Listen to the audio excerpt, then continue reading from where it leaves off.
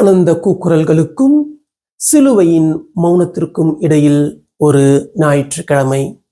இன்று ஓசானா, நாளை அவரை சிலுவையில் அறையுங்கள் என்று சொல்கின்ற அதே கூட்டம், ஒரே கூட்டம் ஏன் இவ்வளவு விரைவாக மாறுகின்றது?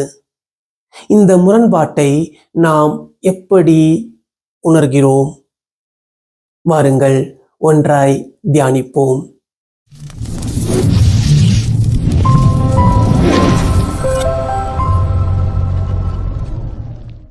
அன்புக்குரிய சகோதர சகோதரிகளே, இன்று நாம் கொண்டாடுகின்ற ஞாயிறு கொஞ்சம் வித்தியாசமானதுன்னு உங்களுக்கு தோணலையா?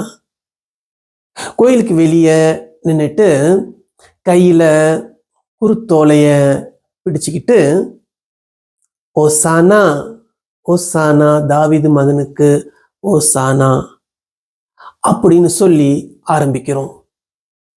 அப்புறம் உள்ள வந்து அந்த இயேசுவை சிலுவையில் அறைகின்ற அந்த கதையை வாசிக்க கேட்கிறோம்.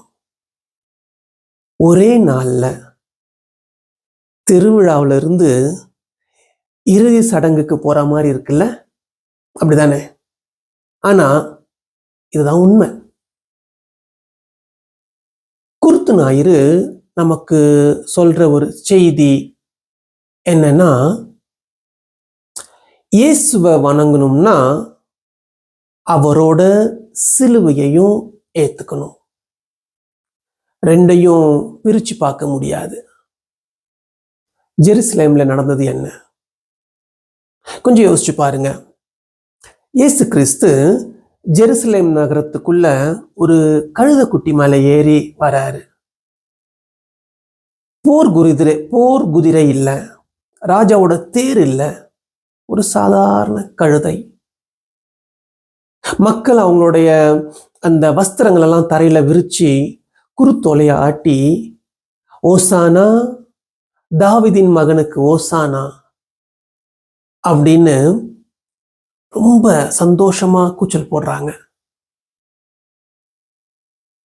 இவர் தான் நம்மள ரோம சாம்ராஜ்யத்திலிருந்து விடுவிக்க போறவர்னு, இவர் தான் நம்மளோட மெஸ்ஸியான்னு எல்லாரும் ரொம்ப சந்தோஷமா இருக்காங்க. ஆனா இயேசுவுக்கு தெரியும், இன்னைக்கு ஓசானான்னு சத்தமா கத்தி கூச்சலிடுற இவங்க தான் கொஞ்ச நாள்ல சிலுவையில் அறையுங்கன்னு கத்துவாங்கன்னு இயேசுவுக்கு தெரியும். அப்படியும் அவரு ஜெருசலேமுக்குள்ள போறாரு. ஏன்? இதுக்காக தான் வந்தாரு. சிலுவையில இருந்து தப்பிக்கிறதுக்கு இல்லை, அந்த சிலுவைய கட்டி தழுவதற்காக வந்தாரு. நாமளும் அப்படிதானே? நமக்கு வசதியா இருக்கும்போது மட்டும் இயேசுவை கூப்பிடுவோம், இயேசுவ கூட இருப்போம். ஆனா கொஞ்சம் பிரச்சனை வரும்போது தூரமா ஓடிடுவோமா? இல்ல அவரை நம்ம கிட்ட கஷ்டமான காரியங்களை கேட்கும்போது கூட அவர் கூட நிற்போமா? கடவுளோட அன்பு வேற மாதிரி. புனித பவுல் நல்ல விளக்கமா சொல்றாரு. இயேசு கடவுளாக இருந்தாலும் அந்த உரிமைய பிடிச்சுக்கிட்டு உட்கார்ந்துருக்கல, தன்னையே தாழ்த்திக்கிட்டாரு. ஒரு ஊழியக்காரனா மாறினாரு. குற்றவாளி மாதிரி சிலுவையில இறந்தாரு. இதுதான் கடவுளுடைய லாஜிக். ஆனா நம்ம லாஜிக்கு நேர் எதிரா இருக்கும். நம்ம நினைப்போம் எவ்வளவு மேல போக முடியுமோ அவ்வளவு நல்லதுன்னு. ஆனா கடவுள் கீழே இறங்குறாரு. எவ்வளவு கீழே இறங்க முடியுமோ அவ்வளவு இறங்குறாரு. நம்ம கஷ்டங்கள் வரைக்கும் இறங்கி வராரு. அங்கதான் சிலுவையில தான் ஜெயிக்கிறாரு. பலத்தால இல்ல, அன்பால. இந்த பாடுகள் பத்தின ஒரு கதையை பார்ப்போம். பாருங்க இங்க என்ன பண்றாருன்னு. பாடுகள் பத்தின கதையில நம்ம பார்க்கிறது, யூதாஸ் காட்டி கொடுக்கிறாரு, இயேசு அவனை சபிக்கல. பேதுரு 3 தடவை மறுதளிக்கிறாரு, இயேசு அவனை தண்டிக்கல. எல்லா நண்பர்களும் ஓடிடுறாங்க, ஆனா இயேசு அவங்கள பழி வாங்கல. நியாயமே இல்லாம தண்டனை விதிக்கிறாங்க, இயேசு அதை எதிர்க்கல.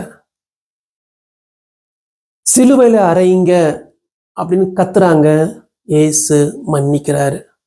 சிலுவையில அறையிறாங்க, இயேசு மன்னிக்கிறாரு.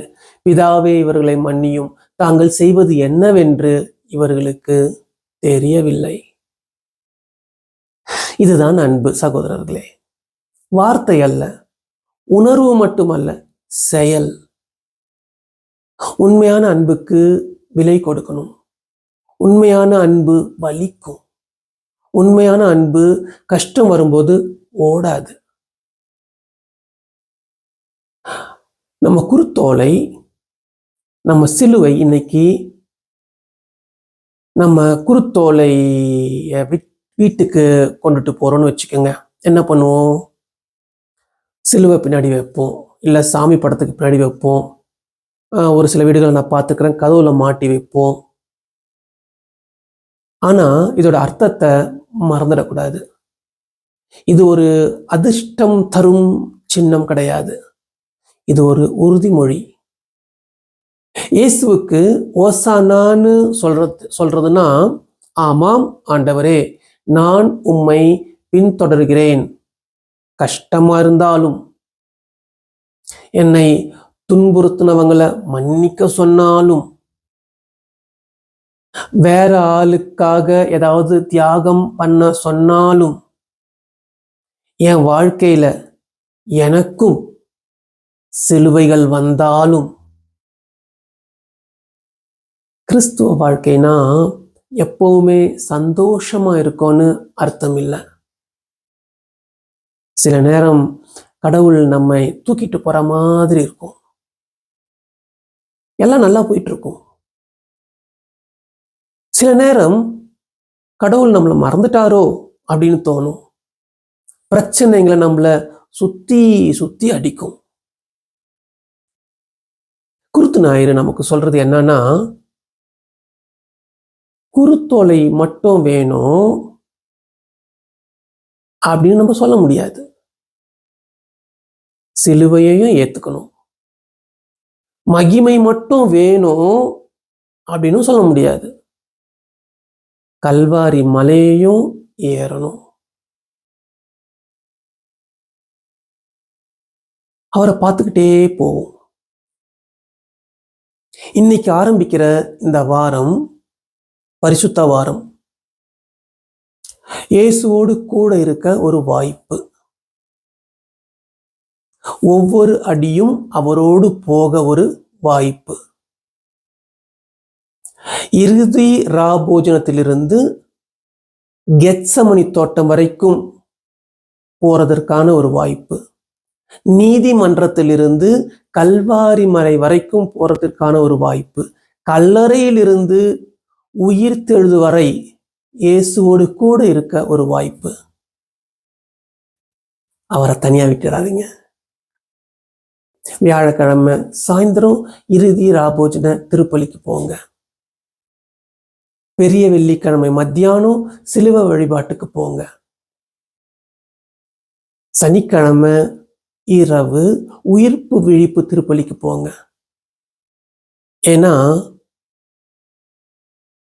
புனித வெள்ளிக்கிழமைய அவரோடு கூட கடக்காமல் பாஸ்கா ஞாயிறோட சந்தோஷத்தை, அந்த சந்தோஷத்தோட உண்மையை புரிஞ்சிக்க முடியாது. இந்த உயிர்த்தெழுதல் என்பது ஒரு மேஜிக் கிடையாது, ஒரு மந்திரம் கிடையாது. ஆனால் வெற்றி. அதை வெல்லணும்னா போராடணும். இயேசு நமக்காக போராடினார். அதனால இந்த வாரம் நான் உங்களிடம் விட்டு செல்கின்ற ஒரு கேள்வி இதுதான். உங்களுடைய வாழ்வில், உங்களோட வாழ்க்கையில இயேசுவை நீங்க எப்படி வரவேற்கிறீங்க? வசதியா இருக்கும்போது மட்டுமா? சந்தோஷமா இருக்கும்போது மட்டுமா? அல்லது அவர் உங்ககிட்ட கடினமான ஒரு விஷயத்தை கேட்கும் போதும் வரவேற்கிறீங்களா? உங்களோட கருத்து பகுதியில் பதிவிடுங்க. ஏன்னா இந்த புனித வாரம் உங்களுக்கு நீங்களே நேர்மையாக பதிலளிக்க சரியான நேரமாகும். அது மட்டும் இல்லை, இந்த காணொளி உங்களை சிந்திக்க வச்சிருந்ததுனாக்கா, உங்களுடைய வாழ்க்கையில் ஒரு மாற்றத்தை கொடுக்கறதுக்கு உதவி செஞ்சிருந்ததுனாக்கா, இதை மற்றவங்களோடு பகிர்ந்து கொள்ளுங்கள்.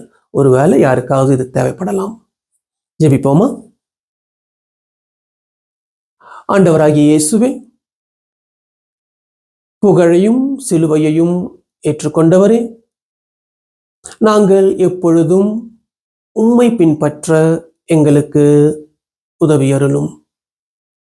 இன்பத்திலும் துன்பத்திலும் சுலபமாகவும் கடினமாகவும் இருக்கும் பொழுது நாங்கள் உம்மை எங்கள் அரசராக தேர்ந்தெடுத்துள்ளோம் என்பதை இந்த குருத்தோலைகள் எங்களுக்கு நினைவூட்டட்டும். எங்கள் ஆண்டவராகிய கிறிஸ்து வழியாக உம்மை மன்றாடுகின்றோம். ஆமென்.